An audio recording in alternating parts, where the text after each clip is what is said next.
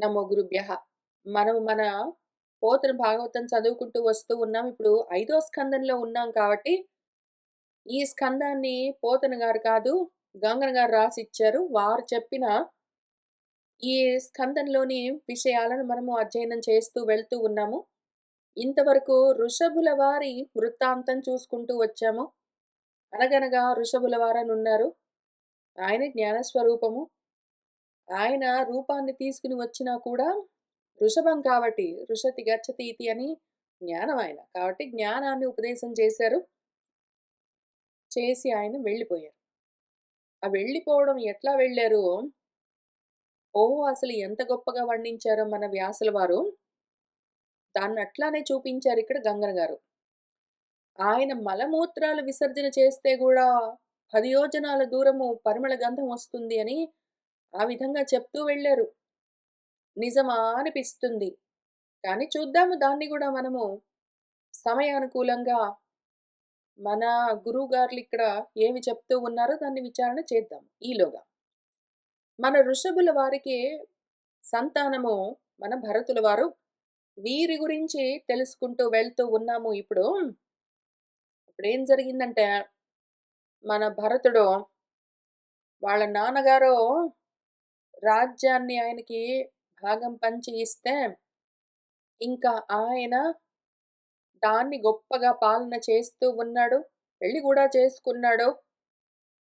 పంచజని అని ఒక అమ్మాయిని. వాళ్లకు మళ్ళీ పిల్లలు కలిగారు. వాళ్ళ గురించి మళ్ళీ మనకు వ్యాసుల వారు చెప్పినప్పుడు గంగన గారు గాని, నారయ్య గారు గాని, పోతన గారు గాని చెప్తారు. ఎందుకు అంటే కొన్ని పేర్లు పెట్టారు అంటే, వాళ్ళను పాత్రధారులను చేసి మన వ్యాసుల వారు కథలో పెట్టి పదార్థము మనకందిస్తూ ఉంటారు. అంతవరకొచ్చినప్పుడు మనకక్కడ తెలుస్తుంది. ఈలోగా మన ఋషభుల వారి పుత్రుడు భరతుల వారు. ఆయన పాలిస్తూ ఉన్న దేశం పేరు భారతము. అంతకన్నా ముందు దాని పేరు అజనాభం అయినా గూడా, ఇప్పుడు ఈయన పాలిస్తూ ఉన్నందుకు దాని పేరు భారతం అన్న పేరుతో ఉన్నది. అజనాభము వాళ్ళ నాన్న పాలిస్తున్న సమయంలో, ఈయన పాలిస్తున్నప్పుడు భారతం అయ్యింది. ఇంకా తర్వాత ఏం జరిగిందో చూస్తూ వెళ్దాము. భరతుడు నిజపితలేలిన కరణిని కర్మములనెల్ల గైకొని ప్రజలను ఏలను ధరణి సురవరులు పొగడ ధరణీనాథ. మన భరతుడు తన తాతలు, తన తండ్రులు ఏ విధంగా రాజ్యపాలన చేస్తూ వచ్చారో, అదే విధంగా ప్రజలను కన్నబిడ్డల వలె పెద్దలు పొగిడే విధంగా పాలిస్తూ వస్తూ ఉన్నాడు. ఓ ధరణీనాథ వింటూ ఉన్నావా పరీక్షిత్?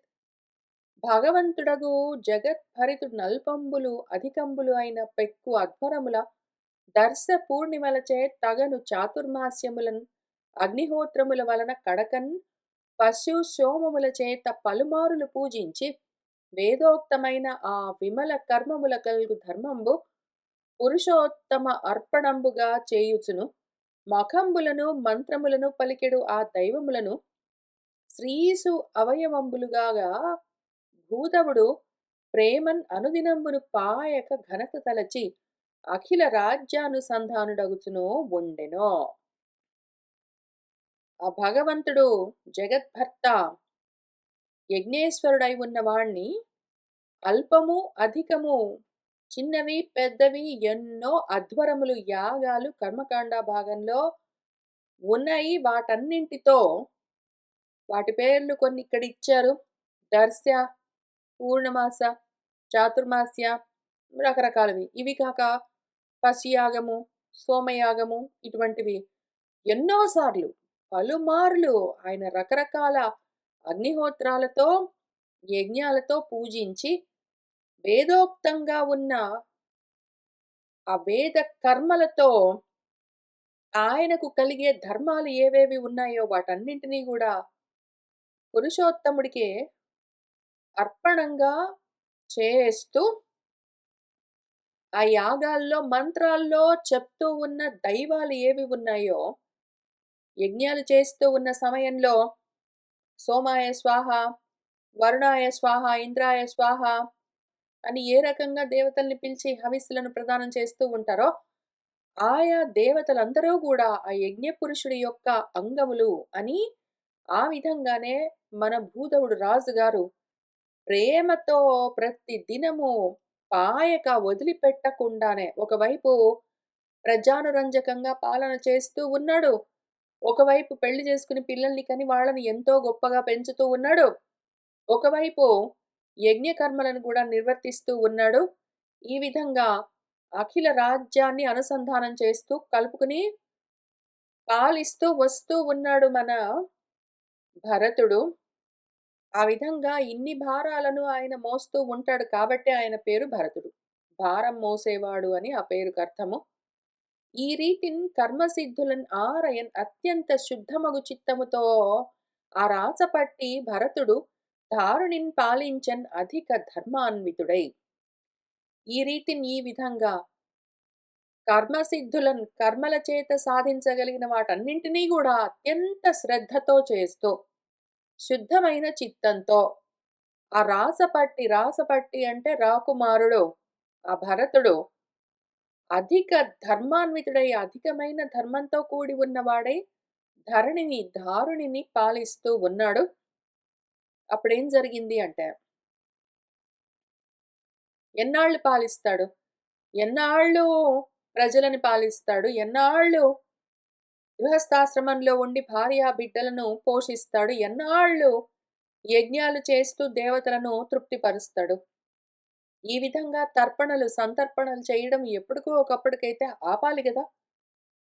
కాబట్టి ఆయనేం చేశాడంటే, గృహస్థాశ్రమం నుంచి ఇంక వానప్రస్థాన్ని పుచ్చుకున్నాడు. మరియును ఆ భరతుడు శ్రీవత్స కౌస్తుభ మాలాలంకృతుడు, సుదర్శనాది ఆయుధ ఉపలక్షితుడు, నిజభక్త జన హృదయారవింద నివాసుడు, పరమపురుషుడు అయిన వాసుదేవుని యందు అధిక భక్తిని అనుదినంబు చేయుచు, చాలా కాలము రాజ్యంబు చేసి పితృపితామహాది ఆయాతంబగు తన ఆ ధనంబును యథార్హంబుగా పుత్రులకు పంచి ఇచ్చి, బహువిధ సంపదలు గల గృహంబును పాసి పులహాశ్రమంబునకు అరిగెను. కాబట్టి ఆయన వానప్రస్థం చేశాడు. వానప్రస్థం మళ్ళీ భార్యాభర్తలు ఇద్దరు కలిసి చెయ్యొచ్చు. లేదా భార్యకి ఇష్టం లేకపోతే అవసరం లేదు ఆమె ఇంకా ఇంట్లోనే ఉంటాను పిల్లలతో పాటంటే, ఆమెను అక్కడ వదిలిపెట్టి తనొక్కడు చెయ్యొచ్చు భర్త. లేదా భర్తకి ఇంట్రెస్ట్ లేదు, భర్త అవసరం లేదు నేను ఊళ్ళోనే ఉంటాను, పిల్లల దగ్గరుంటాను, లేదా నా సంగతి నేను జూసుకుంటాను, వానప్రస్థం చెయ్యను అంటే, ఆయన్నొదిలిపెట్టి భార్యకి కావాలంటే ఆ ఒక్కతి గూడా చెయ్యొచ్చు. ఆ విధంగా ఒకసారి గృహస్థాశ్రమం నుంచి వానప్రస్థానికి వెళ్ళిపోదలుచుకున్నప్పుడు ఇద్దరు కలిసైనా ఉండొచ్చు, వేరుగానైనా ఉండొచ్చు. కానీ మళ్ళీ వానప్రస్థ ధర్మాలు కూడా ఉంటాయి. గృహస్థ ఆశ్రమంలో ఉన్నప్పుడు వాళ్ళు చేయవలసిన కర్మలేవున్నాయో అట్లాంటివి కొన్ని అగ్నిహోత్రాది కర్మలుంటాయి వాళ్ళకి గూడా. కానీ బ్రహ్మచర్యాన్ని పాటించవలసి ఉంటుంది. ఆత్మాలోచన చేయవలసి ఉంటుంది. ఇక్కడ మన భరతుడి భార్య మన పంచజని అవసరం లేదనుకున్నట్టున్నది. కాబట్టి ఆమెను వదిలిపెట్టి ఆయన ఒక్కడే వానప్రస్థం చేస్తూ ఉన్నాడు.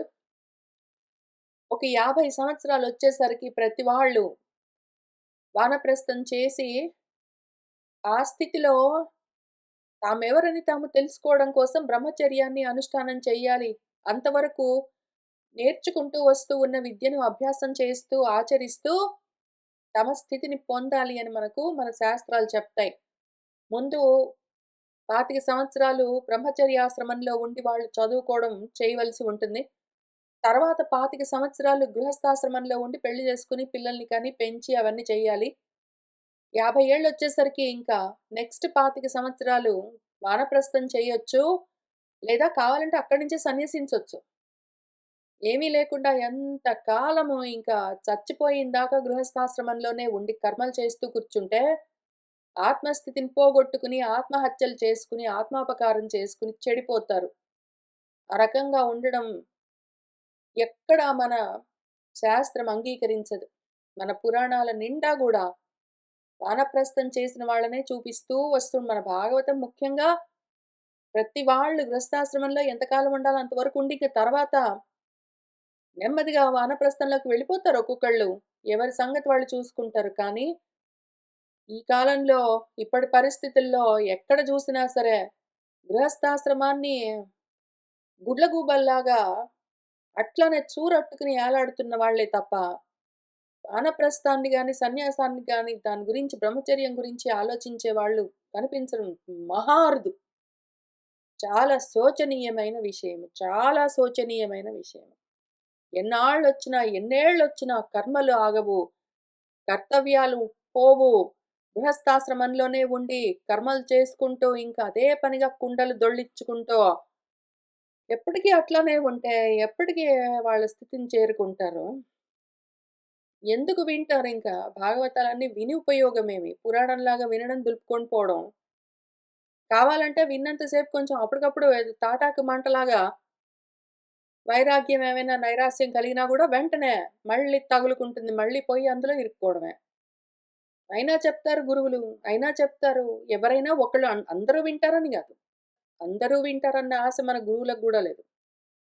నాకస్సలు లేదు. అయితే వింటున్న వాళ్ళలో ఎవరో ఒకళ్ళుంటారు. అసలు అందరూ వినడానికి రాను గూడా రారు. వింటున్న వాళ్ళలో ఎవరో ఒకళ్ళుంటారు. అయితే ముఖ్యమైన విషయం ఏమంటే, అటువంటి వాళ్ళలో గూడా ఎవరికో ఒక్కళ్ళకి ఉంటుంది. ఇక్కడి నుంచి మనం చెప్పుకోబోతూ ఉన్న ఈ ఉపాఖ్యానాన్ని వినేందుకు యోగ్యత. మొత్తం భూమి మీద ఎంతమందైనా ఉండొచ్చు. అందులో ఏ కొద్ది మందో అసలు వినడానికొస్తారు. ఆ వచ్చిన వాళ్ళలో గూడా ఎంతో తక్కువ మంది యాక్చువల్‌గా దాని గురించి ఏమైనా చేయడానికి ప్రయత్నం చేస్తారు. వాళ్ళలో గూడా ఎవ్వడో ఒక్కడుంటాడు యాక్చువల్‌గా ఉత్తమాధికారి. ఇక్కడి నుంచి చెప్పబోతూ ఉన్న విషయానికి అధికారి. ఇక్కడి నుంచి కొంచెం బీభత్సంగా ఉంటుంది. భయానకంగా ఉంటుంది విషయము. పూర్తిగా భార్య, బిడ్డలు, భర్త, ఇల్లు, పిల్లికూన, కర్మలు, భోగాలు, కోరికలు అన్నింటి పైన గూడా మనస్సుని విరిచేయడం కోసమే కూర్చున్నారు గురువుగారు. కాబట్టి ఆయనెక్కడ తగ్గకుండా చెప్తారు. నేను గూడా అసలు మామూలుగానే తగ్గను. ఇప్పుడు పైగా మూల భాగవతంలో చెప్తూ వచ్చి మళ్ళీ ఇక్కడ కూర్చొని తెలుగులో చెప్తున్నాను. కాబట్టి నేను గూడా తగ్గను. మీరు గూడా వింటూ ఉన్నవాళ్ళు మూల భాగవతంలో వింటూ, వింటూ వచ్చి ఇక్కడ కూర్చున్నారు. మళ్ళీ రెండోసారి వింటున్నారు. ఎక్కడైనా ఏమాత్రమైనా కర్మలు తగ్గుతాయేమో! మనసు లగ్నమవుతుందేమో! ఆత్మస్థితి గురించి అది దీర్ఘమైన ఆలోచన మొదలుపెడుతుందేమో అన్న ఆశతోనే గురువులు చెప్తూ ఉన్న పద్ధతిలోనే నేను కూడా చెప్తూ వెళ్తాను. కాబట్టి మన భరతుడేం చేస్తూ ఉన్నాడో, గృహస్థాశ్రమాన్ని చాలించి వానప్రస్థంలోకి అడుగుపెడుతూ ఉన్నాడు. శ్రీవత్స కౌస్తుభ వనమాలలతో అలంకరించబడ్డ సుదర్శనము మొదలైన ఆయుధాలతో కూడి ఉన్న తన భక్తుల యొక్క హృదయార విందాల్లో నివసిస్తూ ఉన్న పరమపురుషుడెవడున్నాడో ఆ వాసుదేవుడు, ఆయన పైన అధికమైన భక్తి అంతకంతకు అనుదినము పెరుగుతూ ఉండగా, ఎంతో కాలము ఆయన చేయవలసినంత వరకు రాజ్యం చేశాడు. ఒక 25 సంవత్సరాలు ఎవరైనా సరే గృహస్థాశ్రమంలో ఉండి రాజ్యపాలన జాబ్స్ అవన్నీ ఎంతవరకు చేస్తారు? ఇంక తర్వాత ఉద్యోగం చూసుకోవద్దు. ఉత్తి యోగము పైకి వెళ్ళే మార్గము. యోగం కావాలి. ఆ యోగ్యత కోసము ఆయనేం చేశాడంటే, చేసినంత వరకు రాజ్యాన్ని పాలన చేశాడు. బిడ్డల్ని చూసుకున్నాడు. యజ్ఞాలు చేశాడు. అన్ని రకాల కర్మలు ఆయన నెరవేర్చాడు. ఇంక చివరికి తన పితృపితామహులు, తన తాతలు, తన తండ్రులు తనకు ఏ మార్గం చూపించారో ఆ మార్గంలో రాజ్యాన్ని అంతవరకు ఆయన పాలిస్తూ వచ్చి, వాళ్ళ నుంచి వచ్చిన ఆ ధనాన్ని, రాజ్య ధనాన్ని ఆయన యథార్హంగా తగిన విధంగా తన పుత్రులకు పంచి ఇచ్చి, ఎన్నో సంపదలతో కూడి ఉన్న తన గృహాన్ని పాసి వదిలిపెట్టి, ఇంక అక్కడి నుంచి దూరంగా వనంలోకి వెళ్ళిపోయాడు. దాని పేరే వానప్రస్థం. పులహాశ్రమమని కొంతమంది పులహుడు మొదలైన ఋషులందరూ ఒక ఆశ్రమ పదాన్ని ఏర్పాటు చేసుకొని అక్కడ తపిస్తూ ఉన్నారు. ఈయన గూడా ఆ ఆశ్రమ పదం దగ్గరికి వెళ్ళాడు. అక్కడ ఈయన గూడా ఒక చిన్న కుటీరాన్ని ఏర్పాటు చేసుకొని, అక్కడే తనింతవరకు అభ్యాసం చేస్తూ వస్తూ ఉన్న ఏ శాస్త్ర విషయమున్నదో భగవత్తత్వం, ఆత్మతత్వం దాన్ని విచారణ చేయడం ఆయన మొదలుపెడుతూ ఉన్నాడు. ఏ ఆశ్రమంపున ఇందిరాధీశ్వరుడు అచ్చటి వారలను ఆదరించి ప్రత్యక్షమున ఉండునో పాయక ఎప్పుడో, అట్టి రమ్యంబైన ఆశ్రమమున నిలిచి సాలగ్రామములు గల గండకీ నది యందు ఎంతయు గదిసియుండో అచ్చోటన్ ఏకాకి ఎగుచును భరతుడు బహువిధ నవపుష్ప పల్లవముల అతుల తులసీ దళంబుల అంబువులను కందమూలాది ఫలముల కంజములను ఘనతన్ అర్చించి నిత్సలు తనివిలేక సేవ చేయుచునుండెనో ఆ శ్రీపు హరిని.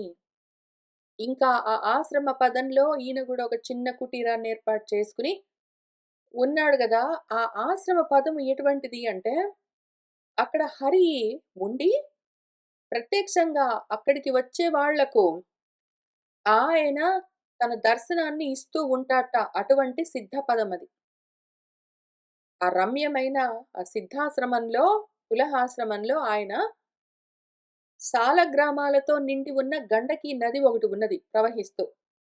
దాని పక్కనే దాని దగ్గరికి గదిసి అంటే దాని దగ్గరికి వెళ్లి, దాని పక్కనే ఒక చోట ఈయన తన వాటికని ఏర్పాటు చేసుకొని, అచ్చోట అక్కడ ఏకాకిగా ఉంటూ, ఒక్కడే ఉంటూ, అక్కడ ఆశ్రమ పదంలో ఉన్నాడు గాబట్టి, నెట్వర్కింగ్ అంతా చేద్దాము. ఎవరి తపస్సు ఎంతవరకొచ్చిందో చూద్దాము.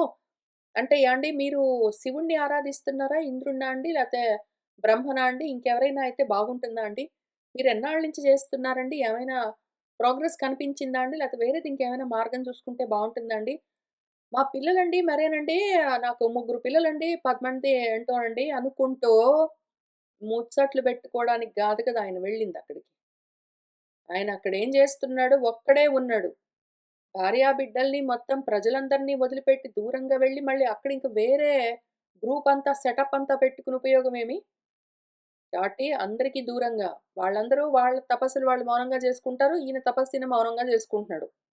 ఏకాకిగా ఉంటూ మన భరతుడు ప్రతిరోజు రకరకాల అప్పుడే వికసించిన పువ్వులతో, పల్లవములు చిగురుటాకులతో, తులసీ దళాలతో, నీటితో ఆ గండకీ నదిలో నుంచి తీసుకొనొచ్చిన నీళ్లతో, ఆ అడవిలో దొరికే కందాలతో, మూలాలతో, ఫలాలతో, ఆ చుట్టుపక్కల సరస్సుల్లో దొరికే కంజములు, కమ్ అంటే నీళ్లు, అందులో అంటే పుట్టేది పద్మము. పద్మాలవన్నీ తీసుకొనొచ్చి వాటన్నింటితో ఎంతో ఘనంగా నిత్సలు అంటే నిత్యము భగవదర్చన చేస్తూ తనివి తీరక ఎంతో గొప్పగా సేవిస్తూ ఉన్నాడు ఆ హరిని మన భరతుడు. పొద్దున్నే లేవడం క్వైట్‌గా, ఆ గండకీ నదిలో స్నానం చేయడము, ఇంకా జపాలు, తపాలు చేసుకోవడము. ఆయన వానప్రస్థం గాబట్టి అగ్ని కార్యాలు కూడా ఉంటాయి. హోమాలవన్నీ ఉంటాయి. అవి కూడా చేసుకోవడం.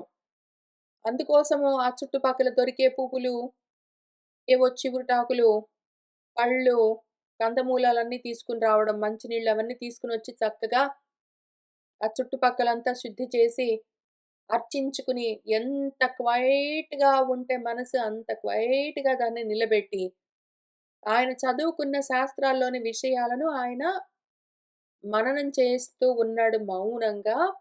ఆ విధంగా ఆయన ఉంటూ ఉన్నాడు.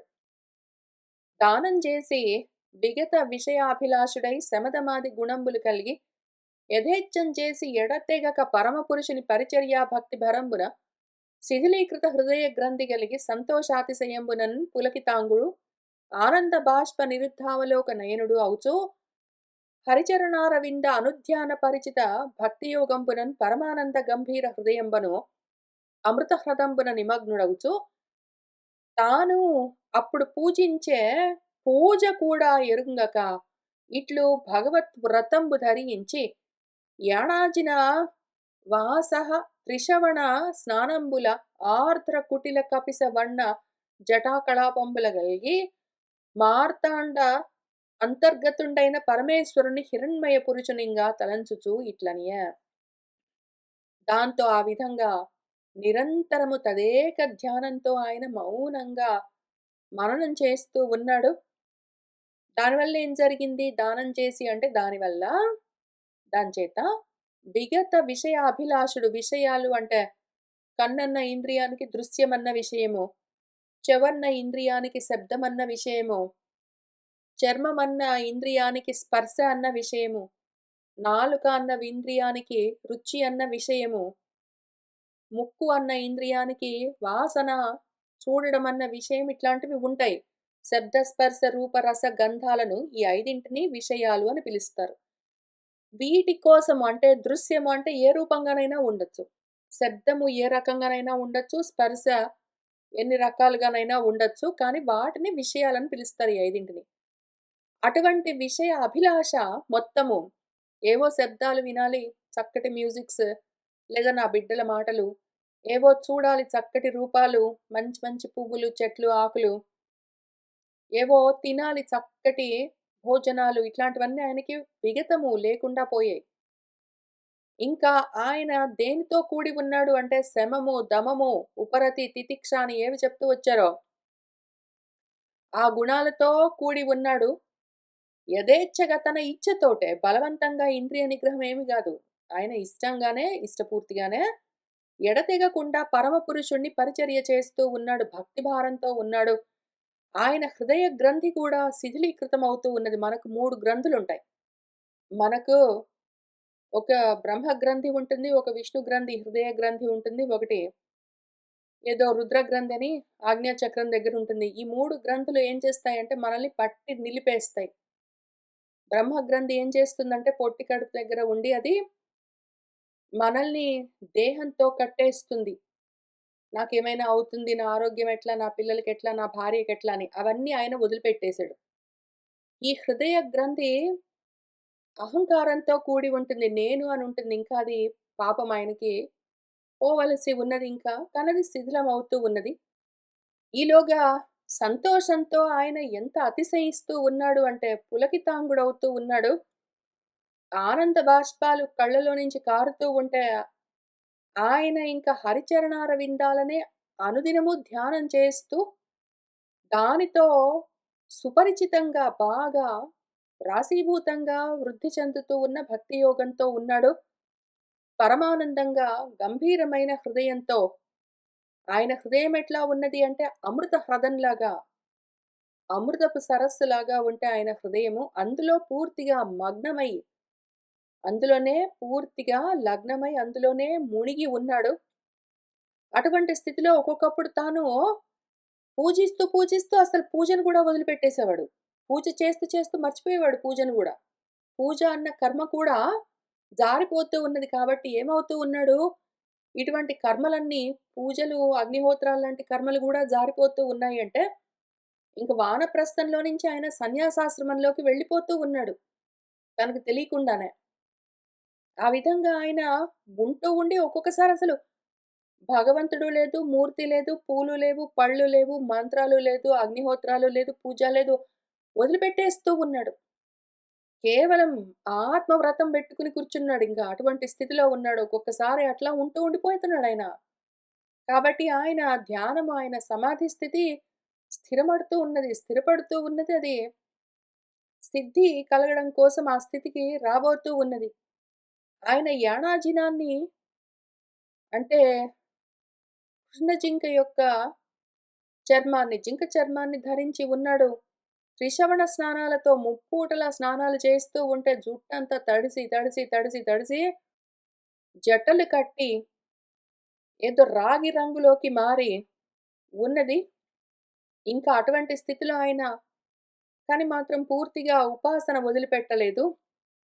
సూర్యగోళంలో ఉన్న ఆదిత్యాంతర్గతమైన ఈశ్వరుని హిరణ్మయ పురుషుడిగా ఆయన ఏదో ఈశావాస్యంలో రెండో భాగంలో చివరి చివరి మంత్రాల్లో చెప్పినట్టుగా, "హే పూషా కొంచెం నీ కిరణాల్ని పక్కకు తప్పించు" అని ఏంటో ఉంది గదా! ఆ రకంగా ఆయన ఇంకా పాపం ఉపాసనలు, కర్మోపాసనలు, కర్మ ఇంకా ఆ వాసన పూర్తిగా వదల్లేదు.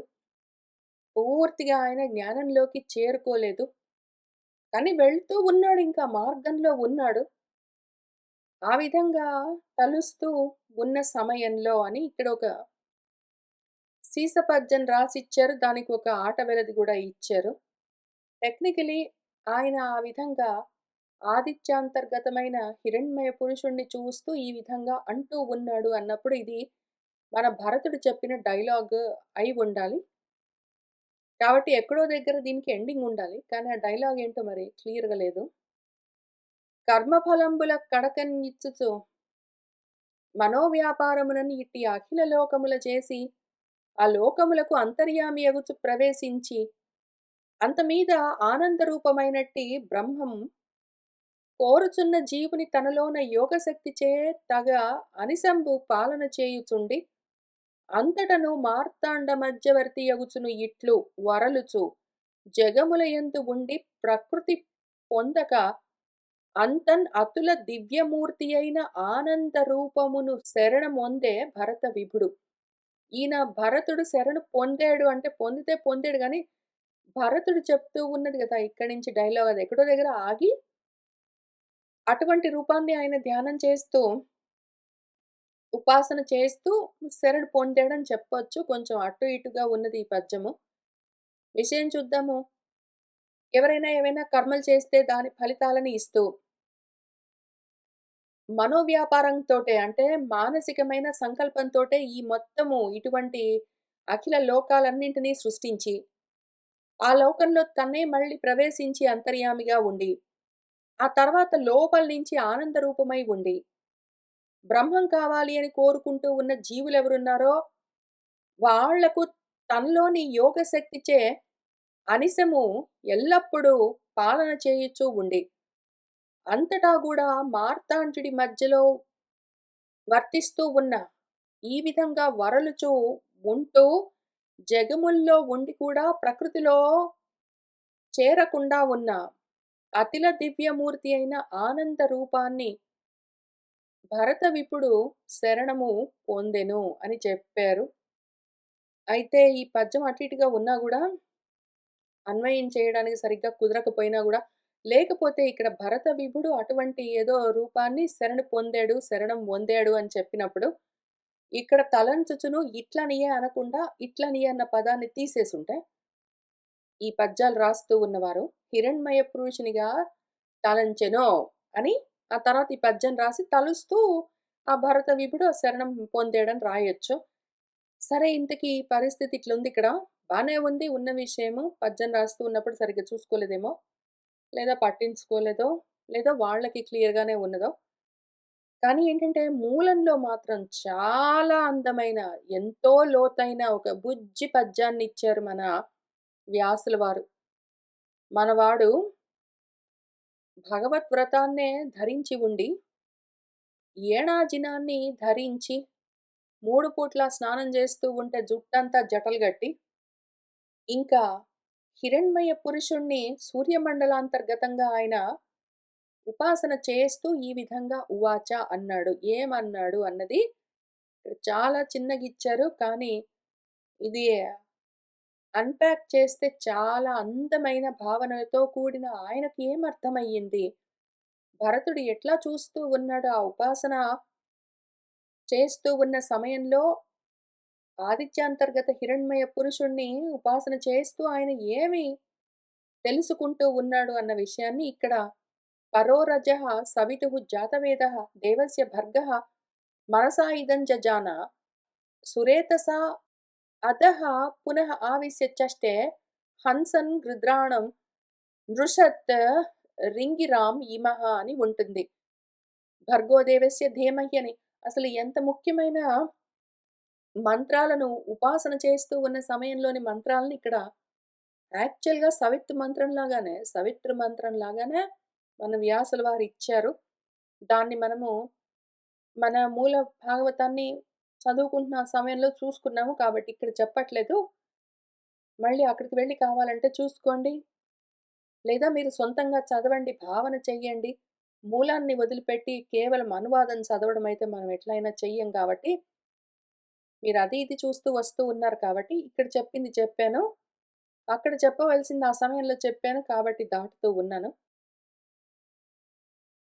అంతన్న ఆ భరతుడు ఒకనాడు మహానదిన్ కృతాభిషేకుడై ముహూర్తత్రయంబు అంతర్జలంబులందు ప్రణవోచ్చారణంబు చేయుచుండు సమయమున నిర్భర గర్భిణియగు ఒక హరిణి జలార్ధినియై ఒంటిన్ జలాశయ సమీపంబునకు వచ్చి జలపానంబు చేయునడ ఆ సమీపంబున మృగపతి గర్జించి లోకభయంకరంబుగా నాదంబు చేయన్ ఆ హరిణి స్వభావంబు చేత భీత ఎగుటం చేసి పెగ్గడిలి హరి విలోకన వ్యాకుల చిత్తయై దిగ్గన అదిరి గగనంబునకు ఎగిరి అపగత అని ఉన్నది ఇక్కడ అపగత గాదు.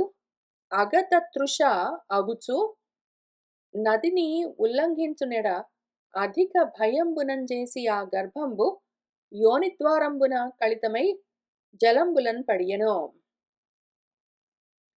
అప్పుడేం జరిగిందంటే ఆ భరతుడు ఒకరోజు ఇంక ప్రతిరోజు ఇంతే గదా! పొద్దున్న లేస్తూ ఉన్నాడు. ఆయన కాలకృత్యాలు తీర్చుకుని ఆత్మాలోచన చేసుకుంటూ ఉన్నాడు. ఆ సమయంలో ఏదో ఒకరోజు ఒకానొక రోజు ఆ గండకీ నదిలో ఆయన స్నానం చేశాడు. ప్రతిరోజు చేసినట్టుగానే. కొంచెం సేపు అక్కడ ఆ జలాల్లోనే జపం చేసుకున్నాడు.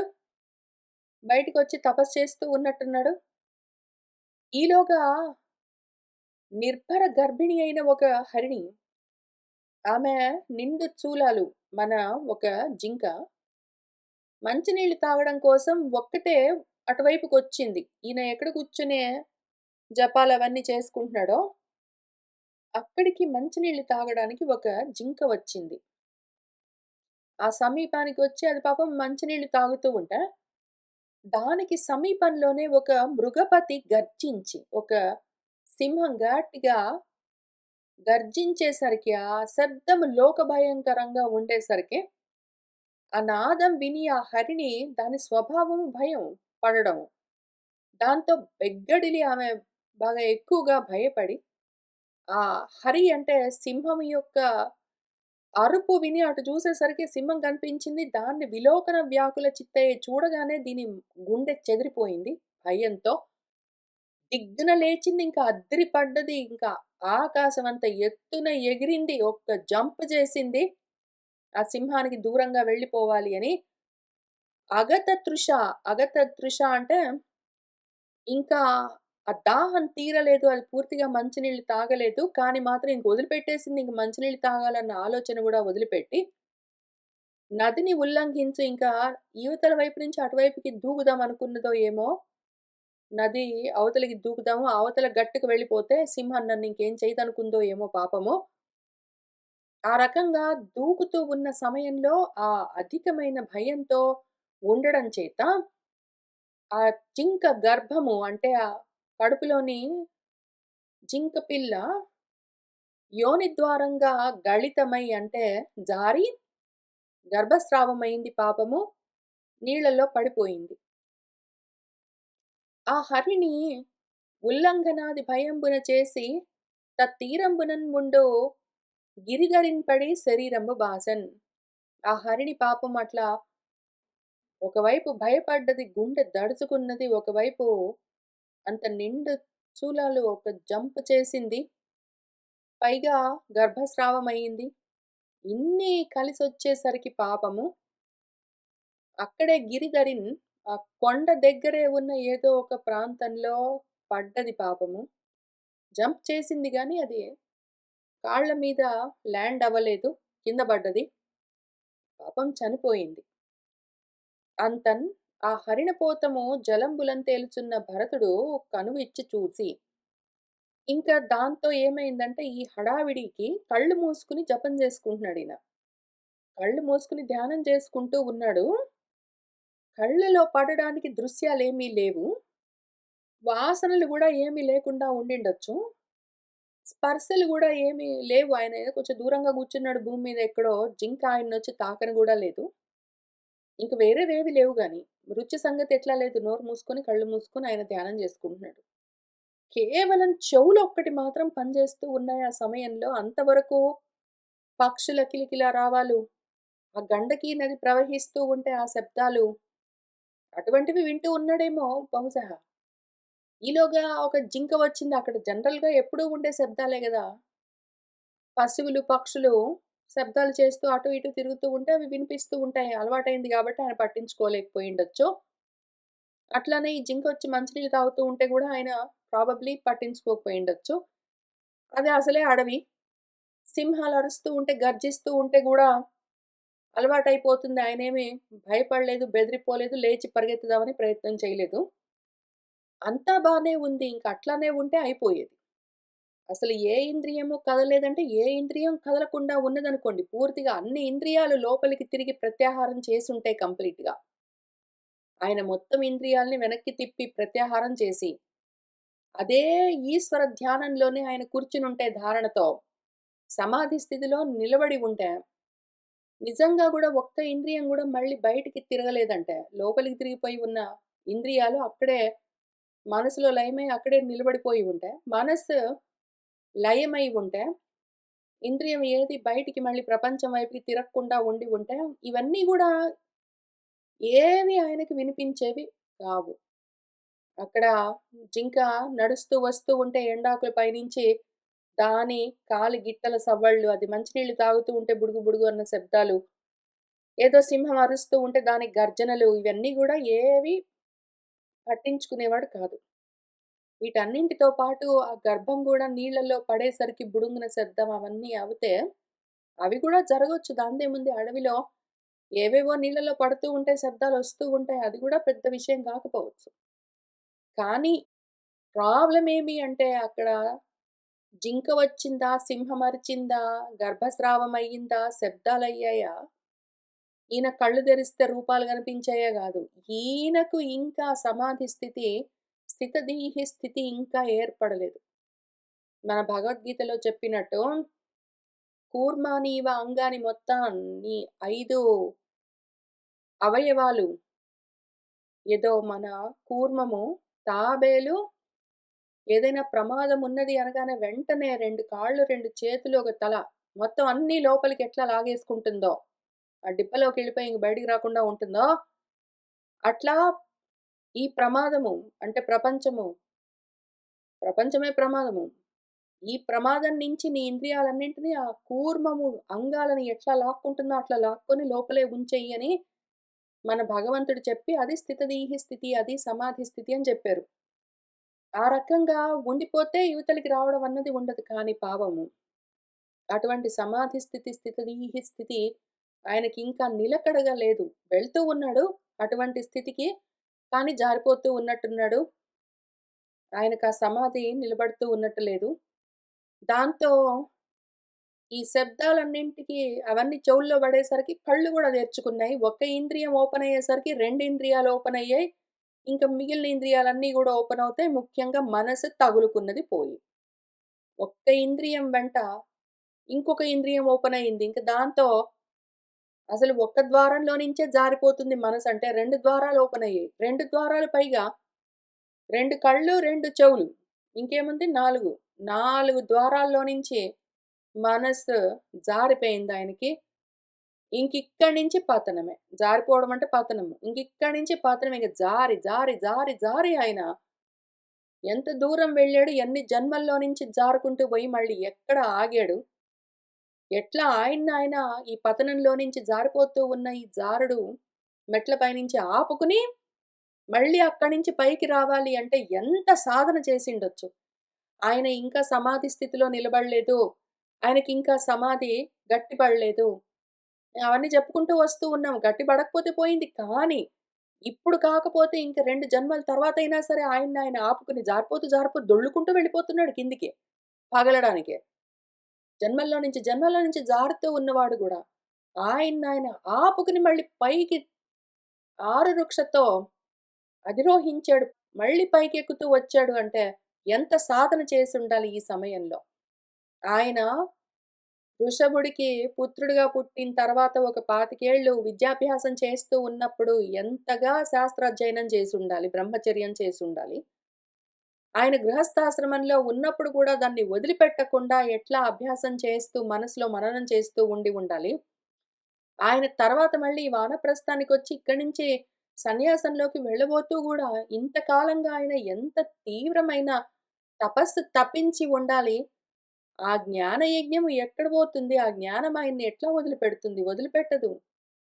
ఆయన సాధించిన ఈ యోగము ఆయన ఏదో ఒక్క క్షణకాలంలో ఇంద్రియ బలహీనత, ఒక్క ఇంద్రియం బలహీనంగా ఉండి దాంతో 2 ఇంద్రియాలు ఓపెన్ అయ్యి దాంతో మనసన్న ఇంద్రియం కూడా బలహీనపడి జారిపోయినా గూడా ఇంద్రియ లోలత్వంతో బలహీనమైన ఇంద్రియాలతో ఆయన జారిపోయినా గూడా మళ్ళీ ఆపుకుని పైకొచ్చాడు అంటే ఎంత జ్ఞాన సాధన చేసి ఉండాలాయన. ఎంత నిష్ఠ కలిగి ఉండాలి.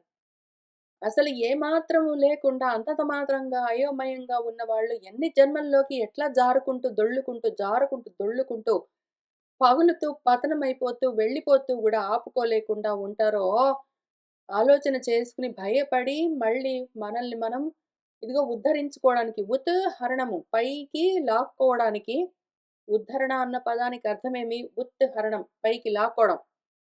నన్ను నేను అపహరించుకోకుండా ఇంద్రియాలన్నీ మనసుతో సహా నన్ను అపహరించుకుని, ఈడ్చుకుని పోతూ ఉంటే కింది వైపుకు, రంధ్రాల్లో నుంచి కళ్ళన్న రంధ్రాలు, చెవులన్న రంధ్రాలు, నోరన్న రంధ్రం, ముక్కు పుటాలన్న అన్ని రంధ్రాల్లో నుంచి లాగేస్తూ ఉంటే, నేను మళ్ళీ జారకుండా నన్ను నేను పట్టుకుని పైకి తీసుకొని రావాలి అంటే ఎంత సాధన చెయ్యాలి? అంత జాగ్రత్తగా మనము మన గురించి విచారణ చేసుకోవాలి. ఈయనకే అట్లా ఉన్నదంటే, మనం ఇంకా ఎటువంటి స్థితిలో ఉన్నామో, ఇంకా ఎంత సాధన కావాలి అని చూసుకోవాలి. కాబట్టి మనవాడు కళ్ళు తెరిచాడు. ఒక్క ఇంద్రియము 2 రంధ్రాల్లో నుంచి తెరుచుకునే ఉన్నది. అందులో నుంచి శబ్దాలు లోపల పడేసరికి వెంటనే కళ్ళన్న 2 ఇంద్రియాలు రంధ్రాలు ఓపెన్ అయ్యాయి. దాంతో మనసన్న ఇంద్రియము ఇన్ని రంధ్రాల్లో నుంచి జారిపోయింది. అంతనింక ఆయన ఆ హరిణపోతంబు జలంబులం తేలుచున్న ఆ జింక పిల్ల నీళ్ళలో తేలుతూ ఉంటే దాన్ని చూసాడు. మన భరతుడు కనువు ఇచ్చి చూసి, కళ్ళు తెరిచి చూసి, ఇంక మనస్సు కరుణతో, దయతో ఆర్ద్రమైంది. ఇంకేముంది మనసు దాని వెంటబడిపోయింది. అంటే పడొద్దా అండి? నువ్వు అట్లా చెప్తావండి ఇక్కడ కూర్చొని. బానే చెప్తావు నువ్వు నీ పురాణాలు గాని, పాపము ఒక లేడికూన వాళ్ళమ్మ భయపడి గర్భస్రావంతో మరణిస్తే ఆ సమయంలో జారిపడ్డ చిన్న పిల్ల నీళ్ళల్లో కొట్టుకుని పోతూ ఉంటే, ఏ మనిషికి మనిషన్న వాడికి మనసు కదలదా అండి? మనసు కరగదు. అటువంటప్పుడు గూడా గుండె రాయి చేసుకొని కూర్చుంటాడా ఎవడైనా? అని అడగొచ్చు. ఆ ప్రశ్న ఇక్కడ మన భరతుడు కూడా అడుగుతాడు. పెద్దలేం చెప్తారు? ఎవరైనా ఆపదలో ఉంటే ఆదుకోవాలిరా! అది నీ ధర్మం అని జెప్తారు. నీ స్వధర్మాన్నైనా సరే కొంచెం పక్కన బెట్టి, ఇటువంటి పరధర్మాన్ని నువ్వు పాలించవలసిందే అని మన పెద్దలు గూడా చెప్తారు గదా! అని ధర్మాలు ఈయన కూడా చెప్తాడు. ఇటువంటి ధర్మాలన్నీ పాఖండ ధర్మాలు. అధర్మాలన్నీ అంటే అనాత్మ ధర్మాలన్నీ ఆత్మ ధర్మంగా చూసే ఏ బుద్ధి ఉన్నదో అదదిగో గుణాలతో ప్రవర్తిస్తున్న బుద్ధి అని భగవద్గీతలో గూడా చెప్పి, అదిగో కొన్ని బుద్ధులుంటాయి. ఈ విధంగా ధృతులుంటాయి. అధర్మాలన్నీ, అనాత్మ ధర్మాలన్నీ ఆత్మ ధర్మంగా పట్టుకునేవి అని చెప్తారు. కాబట్టి ఇక్కడ అసలు నిజంగా ఉన్నదా ఇదంతా? ఆయన ఆత్మాలోచన చేస్తూ ఉన్న సమయంలో ఆయనకి తెలియవలసిందేమి, ఇవన్నీ అనాత్మలు. ఆ విషయం ఎంతో కొంత తెలిసే గదా! ఆయన భార్యను, బిడ్డల్ని, ప్రజల్ని, రాజ్యాన్ని, ఇంటిని అన్నింటిని వదిలిపెట్టి ఇంత దూరం వచ్చిందెందుకు? అవన్నీ అనాత్మలు నేను కావు. నేనేంటో తెలుసుకోవడానికే నేను ప్రయత్నము అనుకునే వచ్చాడు గదా! మళ్ళీ ఇక్కడికొచ్చి అనాత్మల్ని చూసి మళ్ళీ ఆయన జారిపోయాడు అంటే, అనాత్మ ధర్మాలన్నీ ఆత్మ ధర్మాలు కావన్న విషయాన్ని మర్చిపోయాడు అంటే, దాని పేరే పాఖండ మతం. పాఖండమన్నా, పాషాణమన్నా, అంటే పాతి రక్షతి ఇతి అని ఏదైతే ఆత్మజ్ఞానం నిన్ను కాపాడుతుందో దాన్ని పోగొట్టుకోవడం అని అర్థం. మరైతే అటువంటి పరిస్థితిలో గూడా జింక పిల్ల చచ్చిపోతుంటే గూడా పట్టించుకోకుండా ఉంటారండి ఎవరైనా అంటే, ఒకటి అంతా నేనే అయి ఉన్నప్పుడు, ఇది వేరుగా ఉన్నదా? భగవద్గీత ఏం చదువుకుంటున్నాం మనము? ఏది పోదు. ఉండేది ఎప్పుడూ ఉంటుంది. ఏది ఉండదు. లేనిది ఎప్పుడూ ఉండదు. ఉన్నది ఎప్పుడూ లేకుండా పోదు. లేనిది ఎప్పుడూ ఉండడం అన్నది లేదో. నాసతో విద్యతే భావో అని చెప్తూ వచ్చారు గదా!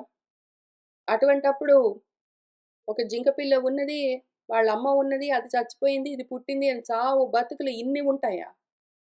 అసలు వీటన్నింటికి మూలమేమి అని నువ్వు వెతుకుతూ ఉన్న సమయంలో వీటన్నింటిని పట్టించుకుంటావా? అయినా గూడా ఒకవేళ నీకు మనసు కదిలింది అంటే, ఆ జింక పిల్లని తీయి పక్కన బెట్టు. దాని సంగతి అది చూసుకుంటుంది. నీ సంగతి నువ్వు చూసుకో గదా! అయినా గూడా జింక పిల్లకు అక్కడ రాలిపడ్డ ఆకుకు, నీ దేహానికి ఏమి తేడా? మళ్ళీ ఇన్ని వేరుగా చూస్తూ ఉన్నావు అంటే, మొత్తం భేదాలతో ఉన్నావు అంటే ఆత్మను తెలుసుకోలేవు. ఆయనకింకా ఆ స్థితి కలగలేదు కాబట్టి ఆయన సన్యాసంలోకి వెళ్తూ జారిపోయాడా? ఆయన సమాధి స్థితిని సాధిస్తూ, సాధిస్తూ జారిపోయాడా? ఇవన్నీ గాదు ముఖ్యం. ఆయన ఇంకా భేదం చూస్తూ ఉన్నాడు. అభేద దర్శనం ఆయనకింకా రాలేదు గాబట్టే, ఇంద్రియాలు ఇంకా పనిచేస్తూ ఉన్నాయి. అందుకనే ఆయన కూర్మానీవ అంగాన్ని వెనక్కి లాక్కోవడం, ఆయనకి ప్రత్యాహారం చేయడం రాలేదు. ఉన్నాయి వేరేవి, ఇవన్నీ వేరేగా ఉన్నాయన్న ఉద్దేశం, ఆ ఆలోచన ఆయనకింకా తొలగలేదు కాబట్టే పాపం ఆయన జారిపోవలసొచ్చింది మన భరతుడు. ఇవన్నీ గూడా రెడ్ ఫ్లాగ్స్. వీటన్నింటిని మనం ఫ్లాగ్ చేసుకొని, తర్వాత నెమ్మదిగా విచారణ చేసుకోవాల్సిన విషయాలు. ఇక్కడ సామాన్యమైన, లౌకికమైన మానవ ధర్మాలను చెప్తూ ఉన్న ప్రకరణం కాదిది.